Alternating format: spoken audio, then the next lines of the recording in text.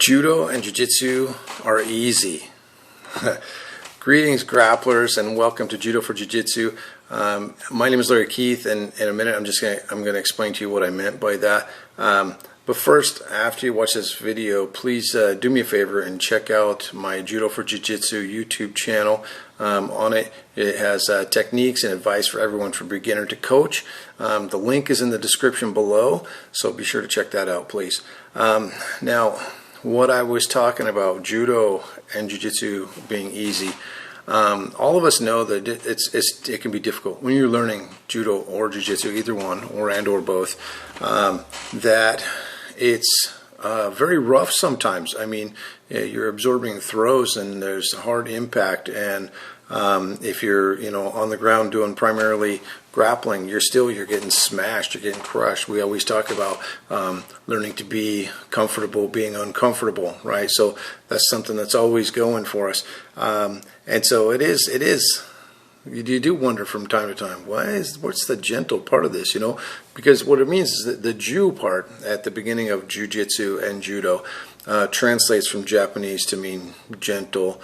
Really, that's not the real translation. It's more yielding or subtlety or circular, spherical,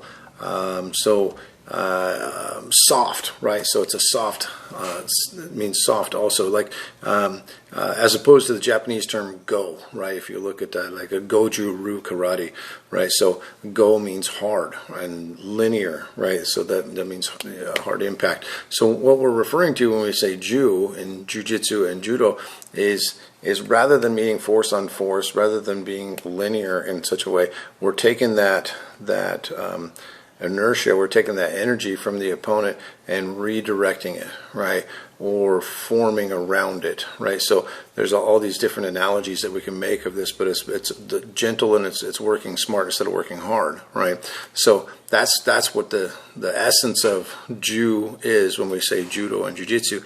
But I was going to tell you a quick little story. When I was training in Judo, and I think I was probably a brown belt at the time, under Yuzo Kato. He was my sensei back then, and he says to me, well, I went to him, and I said, Kato sensei, I said, we throw each other to the ground with great force and momentum, and we crash to the ground. We do these things, and we, it's supposed to be, the gentle way. I said, how in the world is this the gentle way? It even says in the rules of Judo that you have to have this velocity, this amplitude, when you throw somebody to the ground. And he looks at me and he says, it's gentle in the way like a samurai sword. The sharper it is, the easier it slices through something.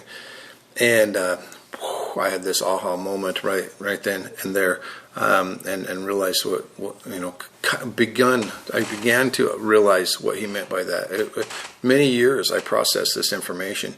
Now his father was an all Japan Kendo champion, and so he grew up in a house full of swords and with this martial way, the Bushido code and everything. That's just kind of how he was raised. And so he told me stories about dropping the silk onto a samurai sword that his father owned, and it would actually split the silk. So I have no reason to doubt him about that.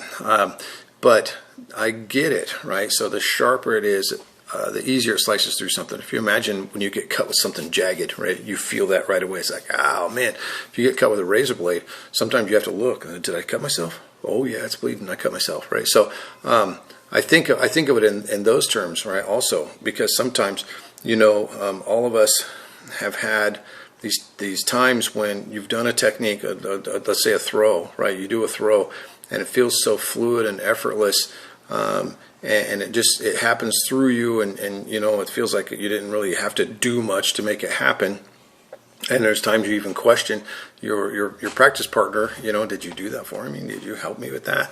And of course, the answer is no. You did that yourself. That was all you, right? But it's the technique. It's not you. It's the technique, right? So, or when you're grappling, right? Maybe you hit a really good guard sweep that just feels perfectly timed and took really just no effort. You just redirected the other person's energy, or a guard pass, or you slip into a technique, a submission or something, and it was like, man, that just happened so smooth. That was just like a hot knife through butter, or a samurai through something, right? So so that was kind of an eye opener for me, you know. And like I said, it took me years to process this. There's many times when I'd be practicing and I think there it is again, right? Here's the essence of the Jew in Jiu-jitsu and Judo, and you can feel it, right? And so I often tell my students that there's only 2 times that Jiu-jitsu should feel hard, that it should feel difficult. And those 2 times are, number 1, when you're doing it wrong. Number 2, when the other person is doing it better than you.